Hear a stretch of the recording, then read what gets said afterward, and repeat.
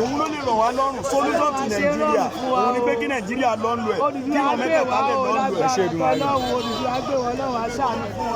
Ọlọ́run kan ló sọ wá Nàìjíríà obìnrin ló sọ wá Nàìjíríà girlfriend Lord Gigard òun ló sọ wá Nàìjíríà tó gbé sùn lóòtẹ́ẹ̀ nígbà tó fẹ́ wá colonize wa wọ́n wá béèrè lọ́wọ́ ọkọ ẹ̀ ló béèrè lọ́wọ́ ẹ̀ wípé orúkọ wo la tẹ̀lé fáwọn bíbù tá a fẹ́ kó papọ̀ yìí wọ́n rò pé Naija area náà wà ní a lè sọ wọ́n ní Nàìjíríà orúkọ tí Ọlọ́run sọ ìran èmi àti yín ní Yorùbá nation orílẹ̀-èdè Yorùbá. So ti yé yíya mi orúkọ tọ́lọ́run sọ wá nìyẹn orúkọ tọ́lọ́run sọ àwọn Haúsá òun ni Hausa nation orúkọ tọ́lọ́run sọ àwọn Yíbò ni Biafra nation Yíbò nation. Ọlọ́run á ṣe rọrùn. Àwọn wá kó wa papọ̀ wọ́n kàn fún wa lórúkọ ìyá Nàìjíríà àwọn Nàìjíríà láti ó ti lé lọ́gọ́rùn-ún ọdún.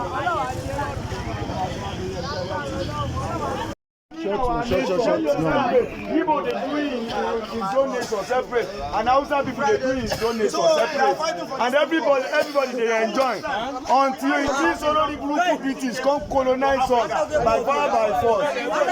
Any nation wey wan call one nation e must be one language one culture one tradition.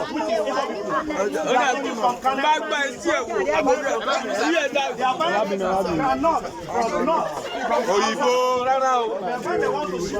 They came to Yoruba because they have their sheep in Lagos here. As at that time, Yoruba we have our own security. They're going to force us to speak English. This language now they speak, not be my papa language. Now Yoruba be my papa they speak. Who give us name call Nigeria? Who give us name call Nigeria?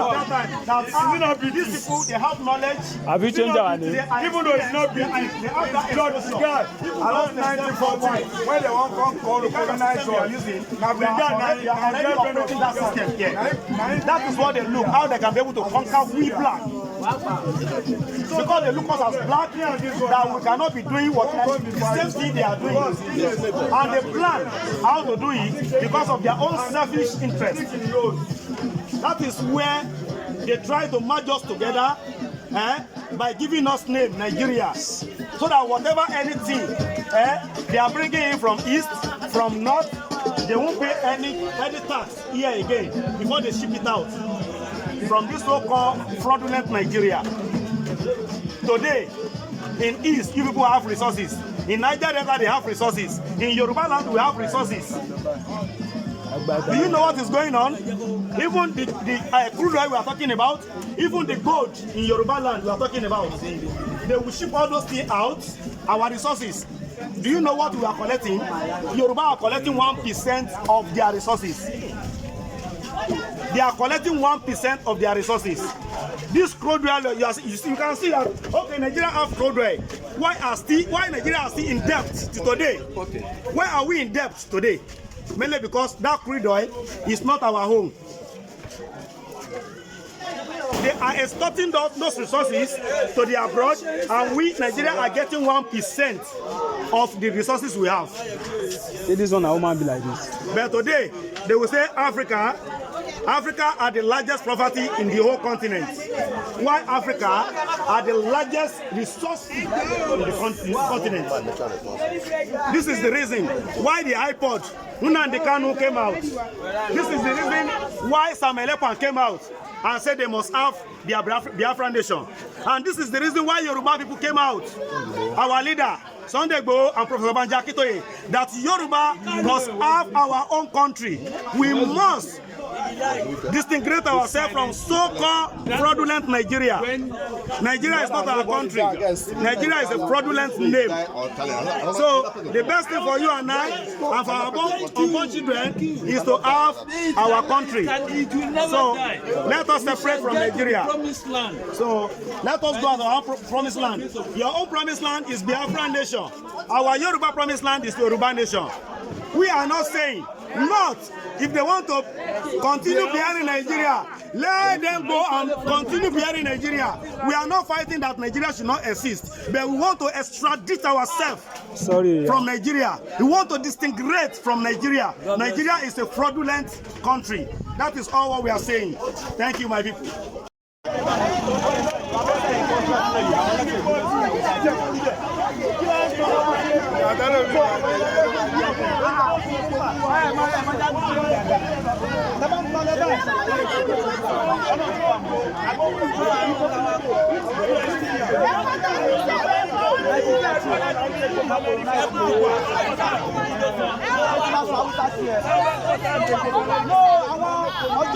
ẹ̀yin ló ń dákùkọ.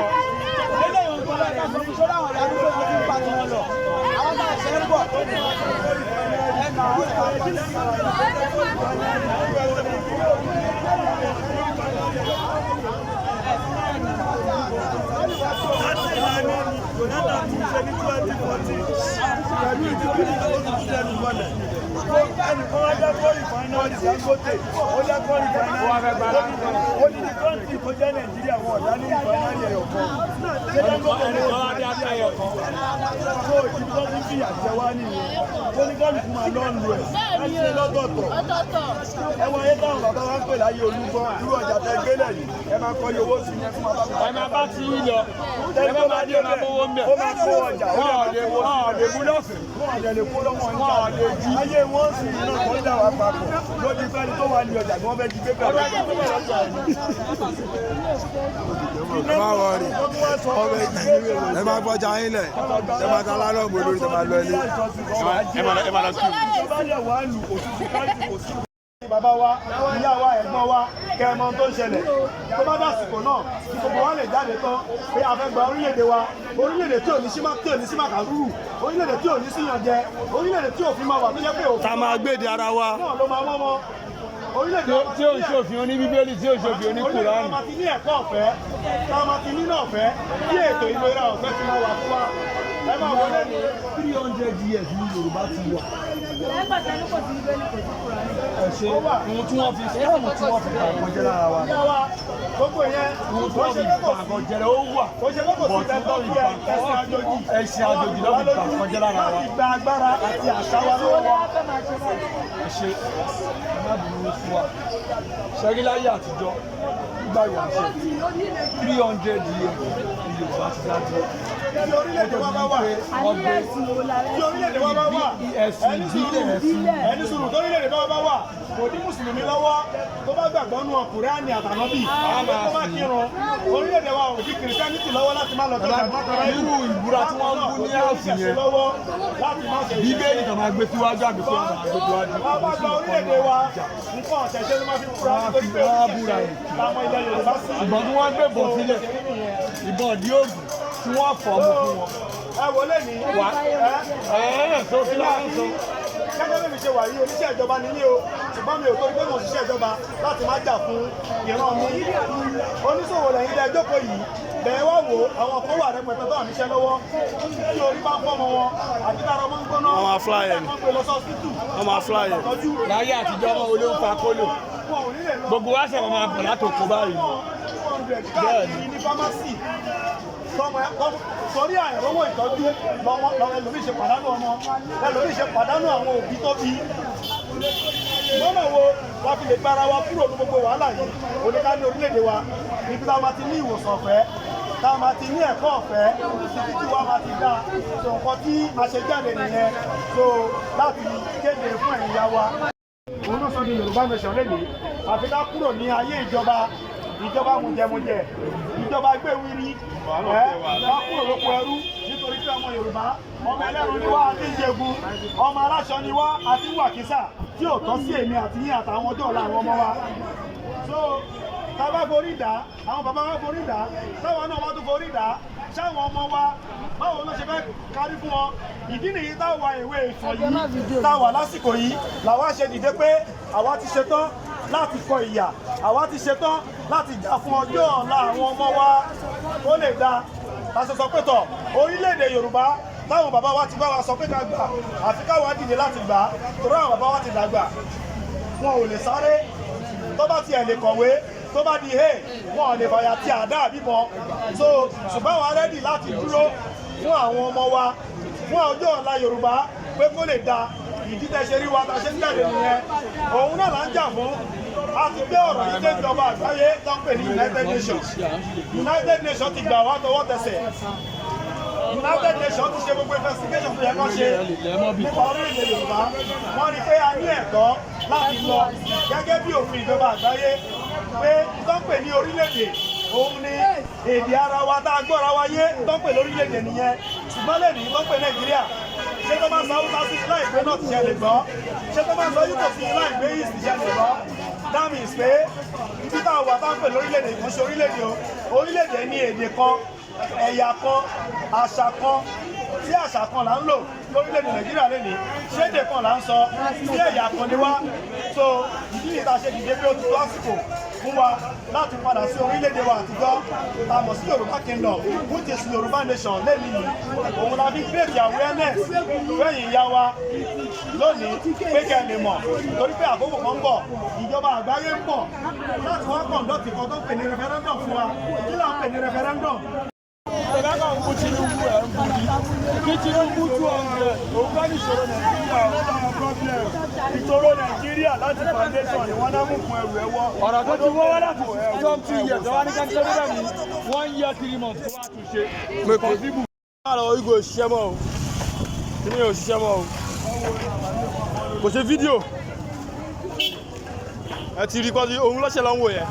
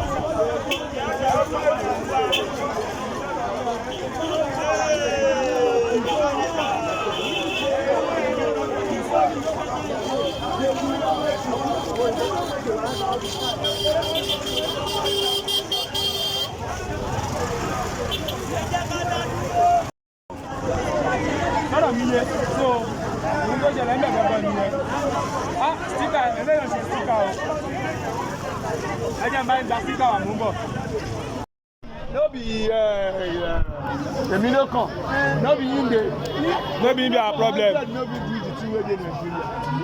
If he can't do Peter Obi. If you enter, the thing go still worse more than this. It's too much because we are not the same thing. You are Igbo now, me I'm Yoruba. We don't understand each other. How we want to communicate? Make a million for 1 year, 3 months. That one dey different though. See, we are 3 regions in this country. When Igbo is doing president or is controlling this country, Yoruba go stand and say, make the thing no dey okay. If Yoruba connect am, Igbo go stand and say, make Yoruba no, everyone to believe. If outside dey here, Igbo, we not allowed to. I'm Obi. So that is the reason why that we cannot go forward. We need to separate. That's the reason why you see Nnamdi Kanu wey come out for Biafra land for Igbo people. You see Sunday go for Yoruba land wey come out. You see this lady wey dey north area, Aisha Yusuf wey come out for him people. So we need to separate this nation so that everybody can have peace of mind. No be say all this one wey we dey do jamboree.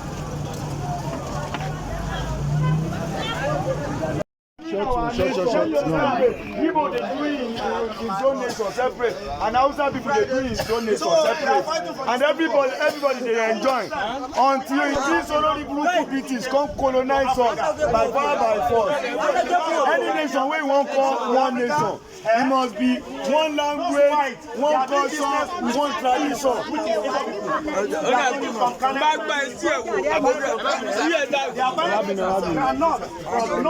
Òyìnbó rárá o. They came to Yoruba because they have their sheep in Lagos here. As at that time, Yoruba we have our own security. They're going to force us to speak English. This language now they speak, not be my papa language. Now Yoruba be my papa they speak. Those people take that. Who give us name call Nigeria? Who give us name call Nigeria? These people, they have knowledge. Have you changed our name? Even though it's not big, they have that guy. Around 1941, when they want to call the colonizer using, that system here. That is what they look, how they can be able to conquer we black. Because they look us as black, that we cannot be doing what the same thing they are doing. And they plan how to do it because of their own selfish interest. That is where they try to merge us together by giving us name Nigeria, so that whatever anything they are bringing in from east, from north, they won't pay any tax here again before they ship it out from this so-called fraudulent Nigeria. Today, in east, you people have resources. In Niger Delta, they have resources. In Yoruba land, we have resources. Do you know what is going on? Even the crude oil we are talking about, even the gold in Yoruba land we are talking about, they will ship all those things out, our resources. Do you know what we are collecting? Yoruba are collecting 1% of their resources. They are collecting 1% of their resources. This crude oil, you can see that, okay, Nigeria have crude oil. Why Nigeria are still in debt to today? Why are we in debt today? Mainly because that crude oil is not our home. They are exporting those resources to the abroad, and we, Nigeria, are getting 1% of the resources we have. This one, I won't be like this. But today, they will say Africa are the largest property in the whole continent. Why Africa are the largest resource in the continent. This is the reason why the iPod, Nnamdi Kanu came out. This is the reason why Samuel Ekpan came out and said they must have their Biafran nation. And this is the reason why Yoruba people came out. Our leader, Sunday Igboho and Professor Banji Akintoye, that Yoruba must have our own country. We must distinguish ourselves from so-called fraudulent Nigeria. Nigeria is not our country. Nigeria is a fraudulent name. So the best thing for you and I, and for our unborn children, is to have our country. So let us separate from Nigeria. So let us go to our promised land. Your own promised land is Biafran nation. Our Yoruba promised land is Yoruba nation. We are not saying not. If they want to continue behind Nigeria, let them go and continue behind Nigeria. We are not fighting that Nigeria should not exist, but we want to extradite ourselves from Nigeria. We want to distinguish from Nigeria. Nigeria is a fraudulent country. That is all what we are saying. Thank you, my people. Òun ló lè rọ̀ wá lọ́rùn solution to Nigeria. Òun ni pé kí Nigeria lọ́nlọ́ ẹ̀. Kí wọ́n mẹ́tẹ̀ẹ̀ta lè lọ́nlọ́ ẹ̀. Ọlọ́run kan ló sọ wá Nàìjíríà, obìnrin ló sọ wá Nàìjíríà, girlfriend Lord Bigard òun ló sọ wá Nàìjíríà tó gbé sùn lóòtẹ́ẹ̀ nígbà tó fẹ́ wá colonize wa. Wọ́n wá béèrè lọ́wọ́ ọkọ ẹ̀ ló béèrè lọ́wọ́ ẹ̀ wípé orúkọ wo la tẹ̀lé fún àwọn bíbù tá a fẹ́ kó papọ̀ yìí. Wọ́n á rò pé Naija area náà wà ní. A lè sọ wọ́n ní Nàìjíríà. Orúkọ tí Ọlọ́run sọ ìran èmi àti ní Yorùbá nation, orílẹ̀-èdè Yorùbá. So ti yé yíya mi, orúkọ t'Ọlọ́run sọ wá nìyẹn. Orúkọ t'Ọlọ́run sọ àwọn Hausa òun ni Hausa nation. Orúkọ t'Ọlọ́run sọ àwọn Igbo ni Biafra nation, Igbo nation. Ọlọ́run á ṣe rọrùn. Àwọn wá kó wa papọ̀, wọ́n kàn fún wa lórúkọ ìyá Nàìjíríà. Àwa ń di láti ó ti lé lọ́gọ́rùn-ún ọdún.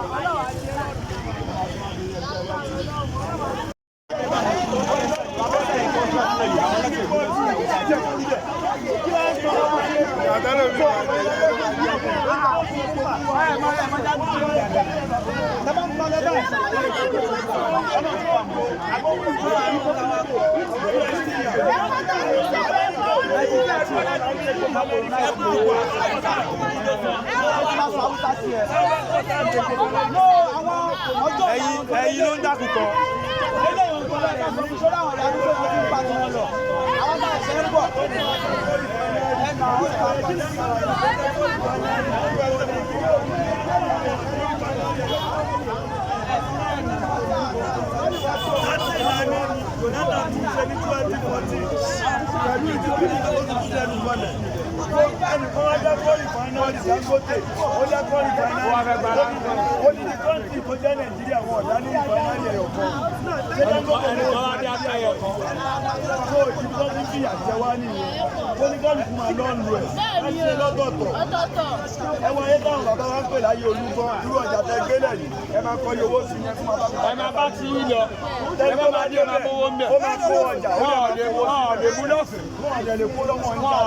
ayé wọn sì iná kan dà wá papọ̀ lójú fẹ́ni tó wà ní ọjà gan fẹ́ jí pé bẹ̀rẹ̀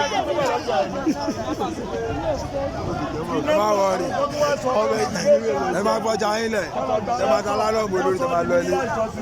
ẹ máa lọ sí bàbá wa ìyá wa ẹ̀gbọ́n wa kẹmọ tó ń ṣẹlẹ̀ tó bá dàsìkò náà tí gbogbo wa lè jáde tán pé a fẹ́ gba orílẹ̀-èdè wa orílẹ̀-èdè tí ò ní sí màkàrúrù orílẹ̀-èdè tí ò ní síyànjẹ orílẹ̀-èdè tí òfin máa wà tó jẹ́ pé òfin ta máa gbèdè ara wa náà ló máa mọ́mọ́ orílẹ̀-èdè tí ò ń ṣòfin oní bíbélì tí ò ń ṣòfin oní kùránì. orílẹ̀-èdè máa ti ní ẹ̀kọ́ ọ̀fẹ́ tá a máa ti ní náà ọ̀fẹ́ tí ètò ìlera ọ̀fẹ́ ti máa wà fún wa ẹ máa wọlé ní 300 years ní Yorùbá ti wà. ohun tí wọ́n fi pa àkànjẹ lára wa. gbogbo yẹn ohun tí wọ́n fi pa àkànjẹ ó wà. ó ṣe kókò sí tẹ́tọ́ yẹ ẹ̀sìn àjòjì. ẹ̀sìn àjòjì ló fi pa àkànjẹ lára wa. láti gba agbára àti àṣà wa lọ́wọ́ wa. ẹ ṣe alábùrú fún wa. ṣẹ́rí láyé àtijọ́ nígbà ìwàṣẹ 300 years ní Yorùbá ti dájú. Tí orílẹ̀-èdè wa bá wà, tí orílẹ̀-èdè wa bá wà, ẹni sùúrù tó orílẹ̀-èdè wa bá wà, kò ní mùsùlùmí lọ́wọ́ tó bá gbàgbọ́ nù Kùránì àtànábì, tó bá kírun, orílẹ̀-èdè wa ò ní kìrìsìtánítì lọ́wọ́ láti má lọ tó ṣàgbọ́n irú ìbúra tí wọ́n ń bú ní ààfin yẹn bíbélì kan máa gbé síwájú àbí fún ọ̀nà àgbègbè wájú. wọ́n bá gba orílẹ̀-èdè wa nǹkan ọ̀ṣẹ̀ṣẹ̀ ló máa fi kúra nítorí pé búra yẹn. àwọn ilẹ̀ Yorùbá sí. ìbọn tí wọ́n gbé bọ̀ sílẹ̀ ìbọn ọ̀dí ògùn tí wọ́n fọ́ mú fún wọn. ẹ wọlé ní wà tó kí ló ń sọ.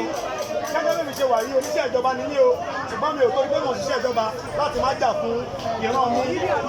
oníṣòwò lẹ́yìn ilé ẹjọ́ kò yìí bẹ̀rẹ̀ wá wò àwọn kan wà rẹpẹtẹ tó àníṣẹ́ lọ́wọ́ tí orí bá ń fọ́mọ wọn àti tára ọmọ ń gbóná àwọn afúláyẹ̀ ọmọ afúláyẹ̀ láyé àtijọ́ ọmọ olóhùn fa kólò gbogbo wa ṣe máa bọ̀ látòkó báyìí. bẹ́ẹ̀ ni ní fámásì torí àìrówó ìtọ́jú lọ́wọ́ ẹlòmíì ṣe pàdánù ọmọ ẹlòmíì ṣe pàdánù àwọn òbí tó bí. lọ́nà wo la fi lè gbára wa kúrò ní gbogbo wàhálà yìí oníká ní orílẹ̀-èdè wa ibi tá a máa ti ní ìwòsàn ọ̀fẹ́ tá a máa ti ní ẹ̀kọ́ ọ̀fẹ́ títí tí wa máa ti dá tó nǹkan tí a ṣe jáde nìyẹn tó láti kéde fún ẹ̀yin ya wa. òun náà sọ ní Yorùbá nation lẹ́yìn àfi ká kúrò ní ayé ìjọba mujẹmujẹ ìjọba gbéwìrì wá kúrò lóko ẹrú nítorí pé ọmọ Yorùbá ọmọ ẹlẹ́rù ni wá àti ìjẹ̀gùn ọmọ aláṣọ ni wá àti wàkísà tí ò tọ́ sí èmi àti yín àtàwọn ọjọ́ ọ̀la àwọn ọmọ wa.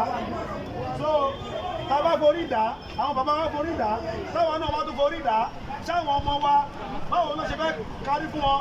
ìdí nìyí táwa ìwé ìtàn yìí táwa lásìkò yìí làwa ṣe dìde pé àwa ti ṣetán láti kọ ìyà àwa ti ṣetán láti jà fún ọjọ́ ọ̀la àwọn ọmọ wa ó lè dá láti sọ pé tọ̀ orílẹ̀-èdè Yorùbá táwọn bàbá wa ti bá wa sọ pé ká gbà àfi káwa dìde láti gbà torí àwọn bàbá wa ti dàgbà wọn ò lè sáré tó bá tiẹ̀ lè kọ̀wé tó bá di hey wọn ò lè fàyà tí àdá àbímọ so ṣùgbọ́n àwọn arẹ́dì láti dúró fún àwọn ọmọ wa fún ọjọ́ ọ̀la Yorùbá pé kó lè dá ìdí tẹ́ ṣe rí wa ta ṣe ń jáde nìyẹn òun náà là ń jà fún a ti gbé ọ̀rọ̀ yìí dé ìjọba àgbáyé tó ń pè ní United Nations United Nations ti gbà wá tọwọ́ tẹsẹ̀ United Nations ti ṣe gbogbo investigation tó yẹ kó ṣe nípa orílẹ̀-èdè Yorùbá wọ́n rí pé a ní ẹ̀tọ́ láti lọ gẹ́gẹ́ bí òfin ìjọba àgbáyé pé tó ń pè ní orílẹ̀-èdè òun ni èdè ara wa tá a gbọ́ra wa yé tó ń pè lórílẹ̀-èdè nìyẹn ṣùgbọ́n lè ní tó ń pè Nàìjíríà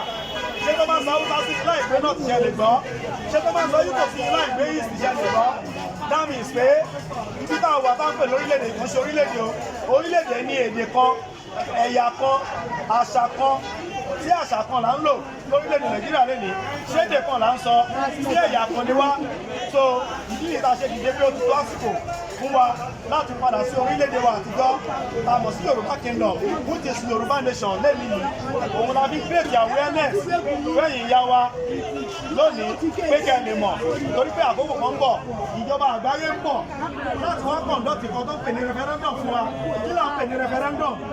Àlọ́ ìgò òṣìṣẹ́ mọ́ o kí ni òṣìṣẹ́ mọ́ o kò ṣe fídíò ẹ ti rí kọ́sí òun lọ́ṣẹ̀ lọ́wọ́ yẹn.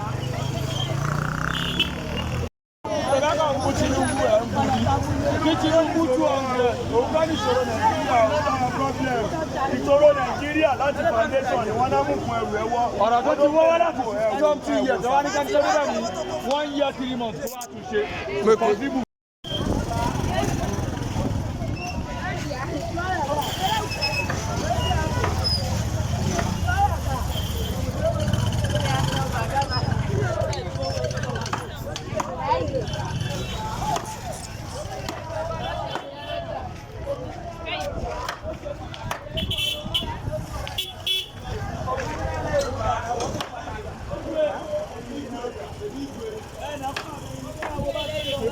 She say you don't do it.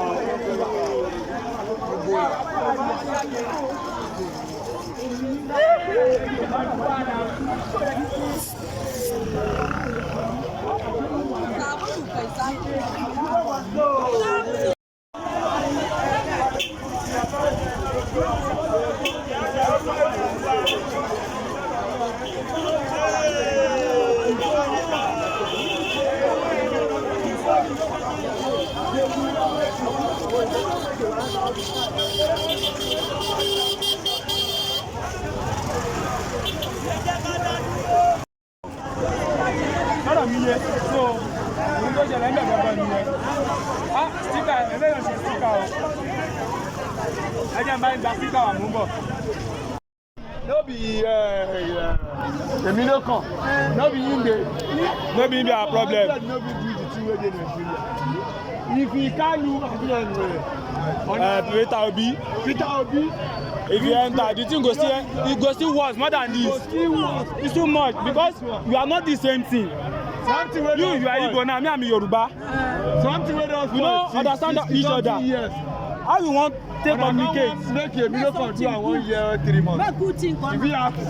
That one dey different though. See, we are 3 regions in this country. When Igbo is doing president or is controlling this country, Yoruba go stand and say, make the thing no dey okay. If Yoruba connect am, Igbo go stand and say, make Yoruba no. If outside dey here, Igbo, we not allowed to. I'm okay. So that is the reason why that we cannot go forward. We need to separate. That's the reason why you see Namdekanu wey come out for Biafra land for Igbo people. You see Sunday go for Yoruba land wey come out. You see this lady wey dey north area, Aisha Yusuf, wey come out for his people. So we need to separate this nation so that everybody can have peace of mind. No be say all this one wey we dey do jambori.